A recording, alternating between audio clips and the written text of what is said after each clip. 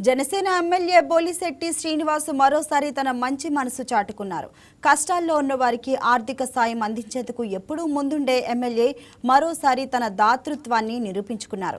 కూటమి ప్రభుత్వం ప్రతి నెల మొదటి రోజే ఎన్టీఆర్ భరోసా పేరుతో ఆర్థిక సహాయాన్ని అందిస్తుంది. అయితే కొంతమంది లబ్ధిదారులకు సాంకేతిక కారణాలతో పెన్షన్ సొమ్ము అందలేదని ఎమ్మెల్యే బోలిశెట్టి దృష్టికి వచ్చింది. ఆయన వెంటనే స్పందిస్తూ తన జీతం నుంచి ఒక్కో లబ్ధిదారునికి 3,000 రూపాయలు అందించారు. ఈ ఆర్థిక సాయాన్ని కలెక్టర్ చేతుల మీదుగా లబ్ధిదారులకు అందించారు. ప్రభుత్వం నుంచి పెన్షన్లు మంజూరయ్యే వరకు అర్హులకు ప్రతి నెల వ్యక్తిగతంగా పెన్షన్లను ఇవ్వడంతో పాటు P4 విధానంతో నియోజకవర్గంలో అనేక అభివృద్ధి కార్యక్రమాలు చేపడుతున్నామని చెప్తున్న ఎమ్మెల్యే బోలిశెట్టి శ్రీనివాస్తో మా ప్రతినిధి మురళి ఫేస్ టు ఫేస్.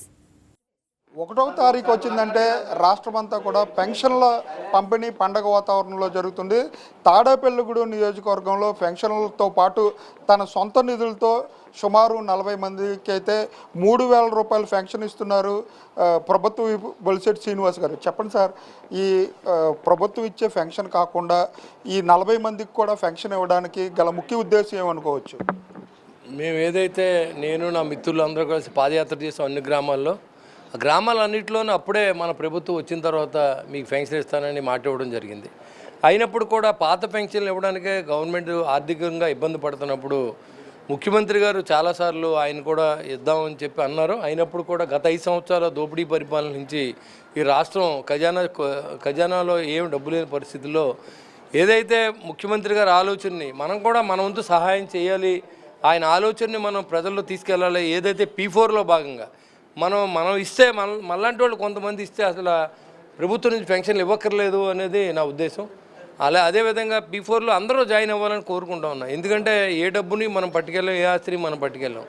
ఏదైతే మీరు ఇవాళ మనం మరణించిన తర్వాత కూడా జన్మించి ఉండాలంటే మనం శాశ్వతమైన మన భూమి మీద మనం బతుకున్నట్టంటే ఈ దాన ధర్మాలు చేయడంలోనే ఉంటుందనే ఉద్దేశంతో నేను అన్నీ కూడా నేను ఆలోచన ప్రకారం నేను చేసుకుంటూ వెళ్తున్నా. నాకు సహకరించిన నా మిత్రులందరూ మొదటి నుంచి మాకేంటని ఎవరు అడగలేదు. నాతో తిరిగిన జన సైనికులు ఎవరు మాకు పదవి రాలేదు, మాకు డబ్బు ఇవ్వలేదు, మాకు వర్క్ ఇవ్వలేదు అని ఎవరు అడగలేదు. మన పవన్ కళ్యాణ్ గారు ఆశయాల మేరకే పనిచేసే ఉద్దేశంతో నాకు కూడా ఉన్న ప్రతి వ్యక్తి అడుగులో అడుగేశారు. 600 కిలోమీటర్లు కలిసి నడిచాం, కలిసి కష్టాలు పంచుకున్నాం. గెలిచిన తర్వాత కూడా మరి ఎవరైతే జన సైనికులు ఇబ్బంది పడినా, తెలుగుదేశం పార్టీ నాయకులు ఇబ్బంది పడినా వాళ్ళందరినీ కూడా ఆదుకుంటూ వచ్చి రావడం జరిగింది. మరి ఈరోజు ఈ పెన్షన్లు ఇవ్వడం వల్ల మరింత మంది మేము కూడా ముందుంటామని చెప్పి వస్తారో, అలా వస్తే మరికొన్ని కుటుంబాలకు మంచి జరుగుతుందనే ఉద్దేశంతో ముందడుగు మంది అయి ఉండాలని చెప్పి నేను వేయడం జరిగింది. ఖచ్చితంగా ప్రభుత్వం పెన్షన్ ఇచ్చేంత వరకు కూడా ఎంత కష్టమైనా సరే వీళ్ళందరికీ పెన్షన్లో నిత్యావసర వస్తువులను కూడా ఇస్తాను. 25 మందికి నిత్యావసర వస్తువులు ఇస్తాం. అదేవిధంగా P4లో జాయిన్ అయిన వాళ్ళందరికీ 5,000 మొన్న కూడా మనం ఇవ్వడం జరిగింది. ఇంకా నాతో పాటు మిత్రులందరూ కూడా జాయిన్ అవుతారంటున్నారు. వాళ్ళందరితో కలిపి నెక్స్ట్ మంత్ ఇంకేమైనా పెరుగుతాయేమో అనే ఆలోచన ఉంది, పెంచే ఉద్దేశం కూడా ఉంది. ఎందుకంటే ప్రభుత్వం ఇస్తుంది, మనం టైం ఇవ్వాల్సి ఉంది. ఇంకా 2 సంవత్సరాలు అయిపోయింది, ఇంకా ఏం అవ్వలేదు, ఇంకేం ఇవ్వలేదు అని చెప్తూ ఉన్నారు. 2 సంవత్సరాలు అయినా అక్కడ ఆర్థిక పరిస్థితి మరింత జటిలంగా తయారవుతుంది. ఎందుకంటే ఏ రాష్ట్రంలోనూ చేయని విధంగా ఇవాళ చంద్రబాబు నాయుడు గారు సంక్షేమం చేస్తూ ఉన్నారు. జగన్మోహన్ రెడ్డికి 2 రెట్లు ఎక్కువ చేస్తూ ఉన్నారు చెప్పాలంటే. ఇవాళ మీరు ఒక ఇంటికే మరి తల్లికి వందనం మరి మీరు వేస్తే మేము తల్లికి వందనం కింద, అమ్మఒడి మీరు వేస్తే మేము తల్లికి వందనం కింద ఎంతమంది పిల్లలు ఉంటే అంతమందికి కూడా ఇవ్వడం జరిగింది. ఎన్టీఆర్ భరోసా పెన్షన్ మీరు మొట్టమొదటి నెలలోనే 1,000 రూపాయలు పెంచాం, 3,000 నుంచి 4,000 ఇచ్చాం. అదే జగన్మోహన్ రెడ్డి 4 సంవత్సరాల పాటు 250 కూడా పెంచిచ్చారు. ఏదైతే మీరు లిక్కర్ మీద ఆధారపడి రాష్ట్రం నడిపారో, ఏదైతే లిక్కర్లో దోపిడీ చేశారో, మరి ఆ లెక్కర్ని పూర్తిగా నిషేధించాలని ఎలక్షన్కి వెళ్తానని చెప్పిన మీరు ఆ మాట తప్పి మడం తిప్పి మళ్ళీ మీరు బయటకు వచ్చి వాళ్ళు చంద్రబాబు నాయుడు గారిని, పవన్ కళ్యాణ్ గారిని విమర్శించే అర్హత మీకు లేదు అని నేను తెలియజేస్తా ఉన్నా. ఇవాళ మీ చేయని దుర్మార్గం లేదు, మీ చేయని దోపిడీ లేదు ఈ రాష్ట్రంలో. ఇంకా మీరు అమరావతి నగరాన్ని నిర్మిస్తూ ఉంటే, పోలవరాన్ని నిర్మిస్తూ ఉంటే 2027వ సంవత్సరం పుష్కరాల ముందు పోలవరాన్ని ప్రజలకు అంకితం చేయబోతామని అని మన ముఖ్యమంత్రి గారు చెప్పిన దానికి ఇవాళ మన కూటమిలో ఉన్నందువల్ల ఇవాళ మరి ఏదైతే విశాఖ ఉక్కు ఆంధ్రుల హక్కుగా భావించాం, ఉమ్మడి రాష్ట్రాల్లో 32 మంది ప్రాణత్యాగం చేస్తే ఆ విశాఖ ఉక్కును మళ్ళీ పునర్నిర్మాణం చేసి 5,000 కోట్ల లాభంలోకి ఇవాళ తీసుకొచ్చామంటే, 500 కోట్ల లాభంలో తీసుకొచ్చామంటే మరి దాన్ని మరి మన ఘనత కాదా అని అడుగుతా ఉన్నా. అలాగే ఈ 2 సంవత్సరాల కాలంలో అంటే తాడేపల్లిగూడెం రావాలంటే అటు బైపాస్లోంచి రావాలన్నా ఇటు రావాలన్నా రోడ్లు లేని పరిస్థితి. నియోజకవర్గంలో ఎన్ని కోట్ల రూపాయలతో రోడ్లు వేశారు, ఎన్ని గ్రామాలకు కనెక్టివిటీ కనిపించారు? ఈరోజు మేము వచ్చేటప్పటికి ఏ గ్రామానికి వెళ్తానికి రోడ్డు లేదు, మెయిన్ రోడ్లే లేవు. తాడేపల్లిలో ఎంత అధ్వానమైన పరిస్థితి అంటే బస్సులలోకి రాకుండా ఆడపిల్లలను బైపాస్లో దింపి మోటార్ సైకిల్ కూడా వెళ్తే యాక్సిడెంట్లే చనిపోయిన కుటుంబాలు నాకు తెలిసి చాలా ఉన్నాయి. నవాపాలెం దాకా చాలామంది చనిపోయారు కూడా. అలాంటి పరిస్థితుల్లో మనం ఏమైనా రోడ్లు వేయాలని 2 సంవత్సరాల కాలం పట్టింది నాకు. మొదటి రోజు నుంచి మొదలు పెడితే 2 సంవత్సరాలు పట్టింది శాంక్షన్ చేయించడానికి. దాదాపుగా 100 కోట్ల పైనతో రోడ్లు ఈ కాన్స్టిట్యూన్సీలో నిర్మాణం చేయడం చెప్పడానికి ఏమాత్రం సందేహం లేదు. ఇదే ఎస్ఎస్ ట్యాంక్ని 74 కోట్లతో ఎస్ఎస్ ట్యాంక్ చేయిస్తూ ఉన్నాం. దాదాపు 200 కోట్ల వర్కుల్ని పవన్ కళ్యాణ్ గారు కానీ, చంద్రబాబు నాయుడు గారు కానీ, నరేంద్ర మోడీ గారు కానీ, జలజీవన్ మిషన్లో కానీ, నరేగాలో కానీ ఇవాళ తాడేపల్లి కాన్స్టిట్యూన్సీ 200 కోట్ల పైన అభివృద్ధి చేసాం. 250 కోట్లు 300 కోట్లు ఇవాళ సంక్షేమం చేసాం.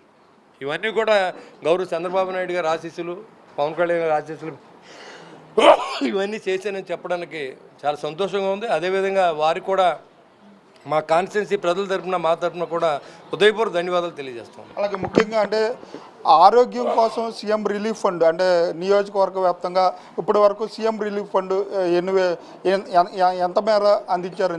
దాదాపుగా 6 కోట్ల పైచీలర ప్రజలకు అందించాం. ఇంకా 68 లక్షల చెక్కులు రేపు పంపిణీ చేస్తాం. అంటే CM relief fund Chandrababu Naidu గారు ఇచ్చినట్టు ఇంతకుముందు ఏ ముఖ్యమంత్రి కూడా ఇవ్వలేదని చెప్పడంలో ఏమాత్రం సందేహం లేదు.